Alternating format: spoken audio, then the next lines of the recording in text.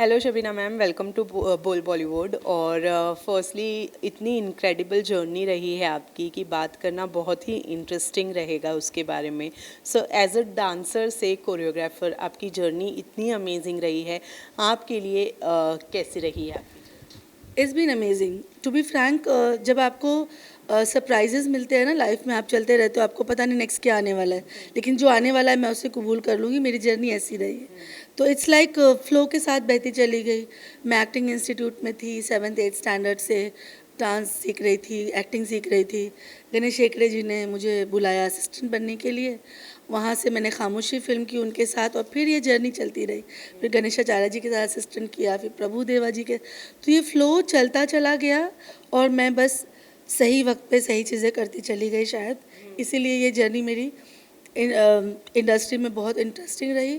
मैं हमेशा कहती हूँ कि मैंने बचपन गुजारा है यहाँ पे। मैं कह सकती हूँ कि सब लोगों ने मुझे, जो आज मेरे साथ काम कर रहे हैं या जो नए लोग मुझे जानते नहीं हैं, वो जान जाएंगे कि 8th स्टैंडर्ड में एक लड़की काम शुरू करती है तो उसकी जर्नी इंडस्ट्री में ही बड़ी होंगी। तो सब एक्टर्स ने मुझे, डायरेक्टर्स ने बड़े होते हुए देखा है, यहीं बड़ी हुई हूँ।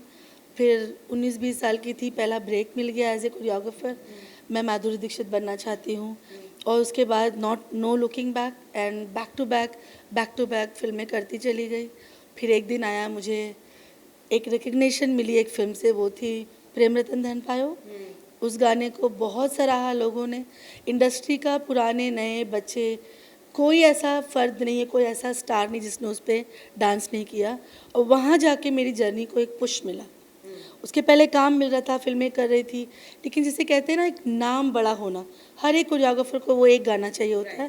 प्रेम रतन धन पायो ने वो काम किया मेरे लिए, और उस फिल्म के बाद 2015 में रिलीज़ हुई नो लुकिंग बैक। इंडस्ट्री ने बहुत काम दिया और मैं सेंसिबली काम करते चली गई। तो ये मेरी जर्नी। वेल, सलमान के साथ में इससे पहले भी आपने काम किया था, प्रेम रतन धन पायो से पहले भी। लेकिन आपने जैसे कि कहा कि मुझे प्रेम रतन धन पायो के बाद एक पुश मिला, उससे पहले आपकी कहीं पर उतनी ज़्यादा रिकग्नाइजेशन नहीं रही। कोरियोग्राफर्स का हमेशा से ऐसा ही रहा है कि एक रिकग्नाइजेशन के लिए उनको बहुत स्ट्रगल करना पड़ता है। वो एक गाना आ जाए और रिकग्नाइजेशन मिल जाए वाला हिसाब।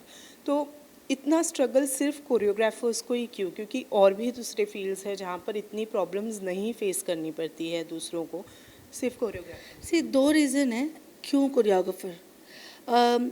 जैसे एक फिल्म में डायरेक्टर भी होता है, प्रोड्यूसर भी होता है, कैमरामैन होता है, आर्ट डायरेक्टर होता है, डिज़ाइनर होती है, मेकअप आर्टिस्ट। इनको नहीं होती उस रिकग्निशन की ज़रूरत, बिकॉज इनके काम का मॉडर्न वैसा है, वो वैसा काम करते हैं। लेकिन कोरियोग्राफर का जो काम है वो है गानों से related. It's fun, it's dance, emoting your emotions और any kind of emotion with characters dance के थ्रू। और वही गाने हम 30 सेकेंडर 60 सेकेंडर बना के प्रोमो चलाते हैं, और वही प्रोमो को देखकर लोग थिएटर तक पहुंचते हैं। तो मतलब कोरियोग्राफी का department is become the most important department. तो जब अगर डिपार्टमेंट इम्पॉर्टेंट है तो उसे फिर थोड़ा पुश तो देना चाहिए। तो नहीं मिलती रिकग्निशन, ये बात सही है। आज के दौर में थोड़ी रिकग्निशन मिल रही है उन्हें जो टीवी पर जज बनकर आ जाते हैं। तो लोग उन्हें घर घर लोग उन्हें देख रहे हैं, तो लोगों को लगता है अरे ये कोरियोग्राफर होते हैं, भले उन्होंने काम किया हो या नहीं किया हो। आज 10 में से 6 ऐसे कोरियोग्राफर्स जज बन के बैठे हैं जिन्होंने फिल्में नहीं की है, शायद उतनी भी नहीं जितनी मैंने की है, लेकिन वो फेमस है बिकॉज उनको टीवी पे हर घर में घर घर का बच्चा देख रहा है। मेरे ख़ानदान वाले मुझे पूछते हैं तुम क्यों फेमस नहीं हो? क्योंकि तुम टीवी पर नहीं आई हो। तो मैं टीवी पे जज बन के नहीं गई, लेकिन मेरा काम जो है, जो फिल्में की है, वो बहुत ज़्यादा की है मैंने। तो बस यही सिलसिला है। और मैं तो अपील करना चाहती हूँ कि प्रोड्यूसर, डायरेक्टर्स और जो पीआर लोग हैं फिल्म के स्पेशली, वो कोरियोग्राफर्स को ज़रूर बुलाए, क्योंकि एक स्टेप हिट होती है, रील बनने लगती है, रील बनती है, माइलेज बढ़ता है, और जितनी रील बनती है उतनी ऑडियंस थिएटर जाती है पिक्चर देखने। तो कोरियोग्राफर्स को अगर आप बुला लोगे स्टेज पे और एक स्टेप वो एक एक्टर के साथ कर लेगा तो उसमें क्या बुरा है। जैसे बॉस्को जो हमारे कोरियोग्राफर है, बहुत नामी है और बहुत सीनियर कोरियोग्राफर है, तो उन्होंने भी ये बात उठाई कि तौबा तौबा इतना हिट गाना है तो क्यों उन्हें नहीं बुलाया गया। तो नथिंग अगेंस्ट एनी डायरेक्टर और any actor, it's just against with the system. क्यों इस सिस्टम में इसको ना डाला जाए कि वो उस कोरियोग्राफर को वो रिकग्निशन मिल जाए।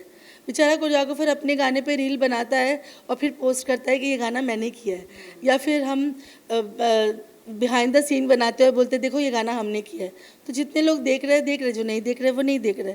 तो I am talking about the system कि क्या इतना क्या जाएगा कि एक सिस्टम में डाल दिया जाए कि प्लीज़ 10 हमारे इवेंट हो रहे हैं उसमें से 4 में आप आ जाइए और एक स्टेप कर दीजिए, तो वो कोरियोग्राफर को एक पुश मिल जाएगी और हमारी आने वाली जितनी पीढ़ी है, कोरियोग्राफर्स की जनरेशन है, उन्हें भी एक पुश मिलेगा। Gadar 2 has been a huge success, 700 crore कमाना एंड इतनी बड़ी सक्सेस बहुत ही कम लोगों को मिलता है। लेकिन आपके लाइफ में कितना चेंज आया बिकॉज उस फिल्म के सारे गाने आपने कोरियोग्राफ किए थे। तो कोरियोग्राफी वाइज आपके करियर वाइज कितना चेंज आया इतनी बड़ी सक्सेस के बाद? हर चीज़ के 2 पहलू होते हैं, एक पॉजिटिव और नेगेटिव। पॉजिटिव ये है कि मुझे ये फिल्म का मिलना ही अपने आप में बहुत बड़ी बात है कि एक फ़ीमेल कोरियोग्राफर को 22 साल की धमाकेदार ग्रेट फिल्म, जिसे हम लेजेंडरी फिल्म भी कहें तो कम है, उस फिल्म की कोरियोग्राफी के लिए सेकंड पार्ट के लिए आपको चूज़ किया गया। सबसे बड़ी बात यह है। तो मुझे लगा हाँ, मैंने अच्छा बॉडी ऑफ वर्क किया कि अनिल शर्मा जी ने मुझे बुलाया। उसके बाद 2.5 साल तक मैंने वो फिल्म की और बहुत मेहनत की और एक ऐसी लेगेसी कायम की कि वो जो 22 साल की जो लेगेसी थी उसको बरकरार रखते हुए आज की ऑडियंस ने भी गानों को बहुत पसंद किया। बहुत रील बनी, चलते रे इश्क में, झूम झूम, गड्डी लेके, सारे गाने मैंने किए। फिर ऊर्जा काले कावा, सब गानों को लोगों ने बहुत सराहा, बहुत प्यार दिया। तो ये पॉजिटिव पहलू है। अब इसका अदर रुख ये इंडस्ट्री ने बहुत, मतलब इंडस्ट्री बोलने लगी बस Shabina Khan is become number 1। Now my name started coming on the top 10-12 choreographers. वहाँ आ गए, कुछ लोगों ने बोलना शुरू कर दिया वो सीनियर हो गई अभी। तो ये नेगेटिव है। अभी बहुत काम कर लिया, अरे इतनी बड़ी बड़ी फिल्में की, Shabina Khan is very expensive. No, you come to me and ask, no, I'm not expensive. Maybe I'm not expensive. Maybe I'm expensive. I don't know, but you have to come. तो नेगेटिव पार्ट ये है कि लोग ये सोचने लग जाते हैं कि बहुत बड़ी हो गई। मेरे खुद के फ्रेंड को डायरेक्टर्स है जो मुझे रिपीट करते आए, वो डर गए, नहीं यार इतनी बड़ी फिल्म की है, तुझे कैसे बुलाए, अफोर्ड नहीं कर पाएंगे। I can not manage to tell you कि मेरे पास इतना ही पैसा है, कर ले। जो मुझे जानते हैं वो जानते हैं कि शबीना कर लेगी, जो नहीं थोड़ा कम जानते हैं वो ऐसे हो जाते हैं, फिर वो बैठ जाते हैं। तो आपके साथ नेगेटिव पॉजिटिव ज़िंदगी में चलता रहता है। मेरे साथ अब वही चल रहा है। बहुत बड़ी फिल्में भी कर रही हूँ और कुछ ऐसे लोग हैं जिन्होंने रिपीट किया है वो नहीं बुला रहे क्योंकि डर रहे हैं कि ये बहुत महंगी है। या फिर फेलो कोरियोग्राफर्स है, कुछ लोग हैं जिन्होंने मेरे नाम के बारे में ये जोड़ दिया है, I am very expensive, you come to me. तो मैं कह रही हूँ पॉजिटिव नेगेटिव दोनों चल रहा है साथ में। नाम बहुत हो गया, बड़े प्रोजेक्ट्स है, big directors are looking forward to work with me, but the other पहलू is that some of the industry people they are thinking I'm very expensive, maybe date नहीं है, कैसे पूछे, अरे यार वो तो बहुत बड़ी हो गई, बात करेगी क्या, ये सारे एक्सपेक्ट चीज़ें आपके साथ चलती रहती है। तो बस यही हो रहा है मेरे साथ।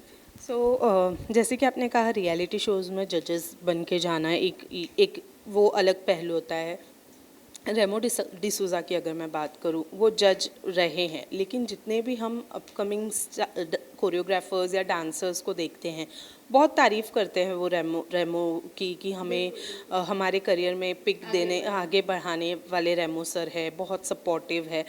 तो एज एन कोरियोग्राफर आप भी उसी लाइन से हैं, क्या लगता है आपको, what is the fact behind ये सारी चीज़ों के behind fact? See what Remo ji is doing, it's a very good thing कि उन्होंने अपना एक रियलिटी शो में से जो जब वो जज थे वहीं से धर्मेश को उठाया, कुछ ऐसे बच्चों को उठाया जिन्हें अपने शो में जज बना दिया और उन्होंने एक नहीं बल्कि 4-4, 5-5 जिंदगियों को बढ़ावा दिया, which is a beautiful thing.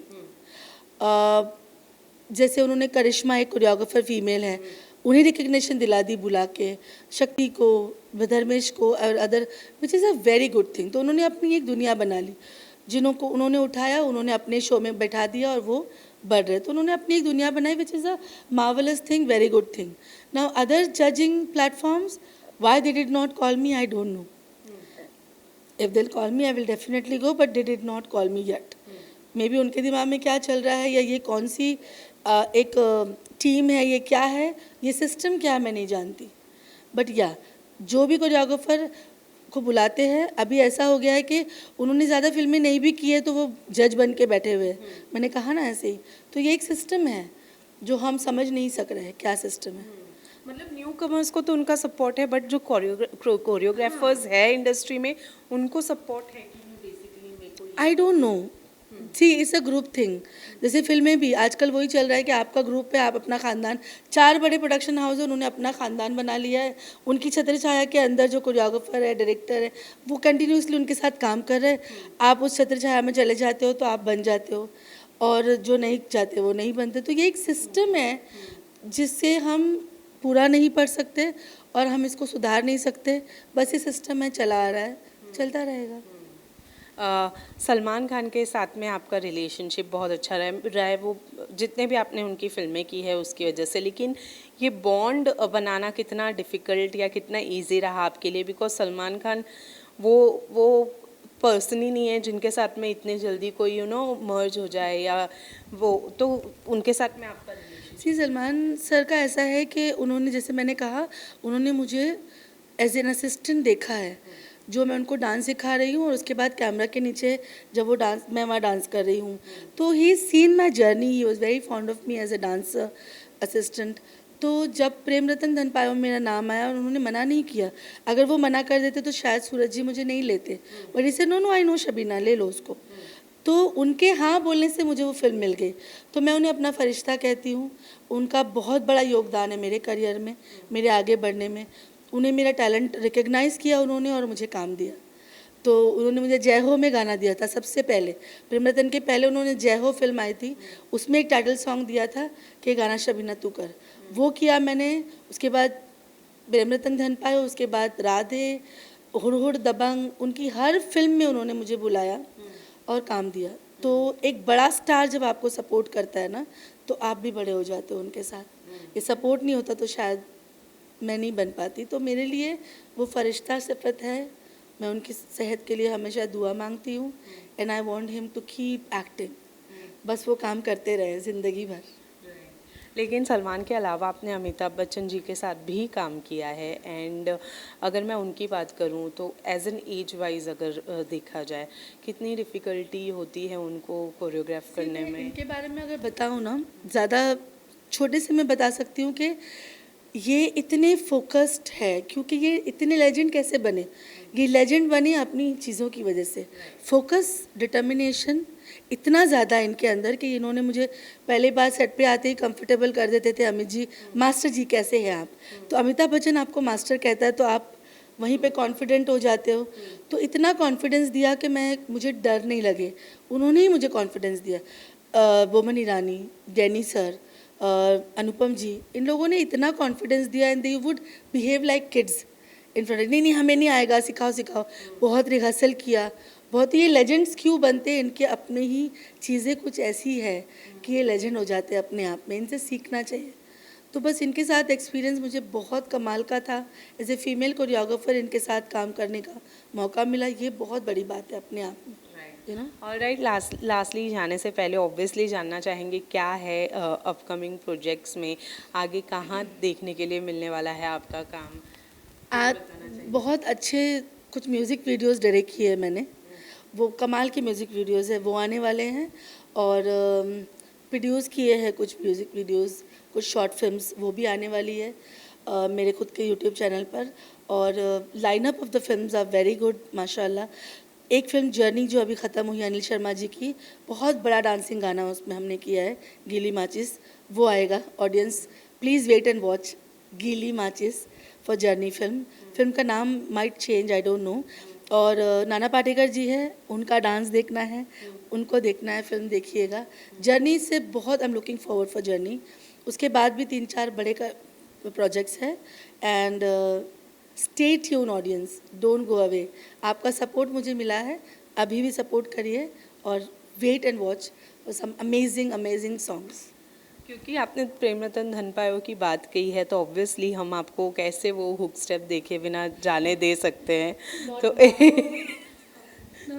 नहीं। ऑलराइट, लास्टली क्या कहेंगे फैंस के लिए, कुछ कहना चाहिए? यही कहूँगी कि प्लीज़ सपोर्ट करते रहिए। आप लोगों ने बहुत सपोर्ट किया ज़िंदगी भर, क्योंकि मेरा कोई ग्रुप नहीं है। मेरा काम देखकर लोगों ने मुझे काम पे बुलाया है और ऑडियंस ने इस बात को समझा है। आप लोग मुझे डीएम करते हो, आप लोग मेरे काम को देखते हो, यही करते रहिए, क्योंकि फेमस होना तो मुझे भी बहुत पसंद है। आपके सपोर्ट होगा तो मैं भी फेमस हो जाऊँगी। Thank you so much, thank you.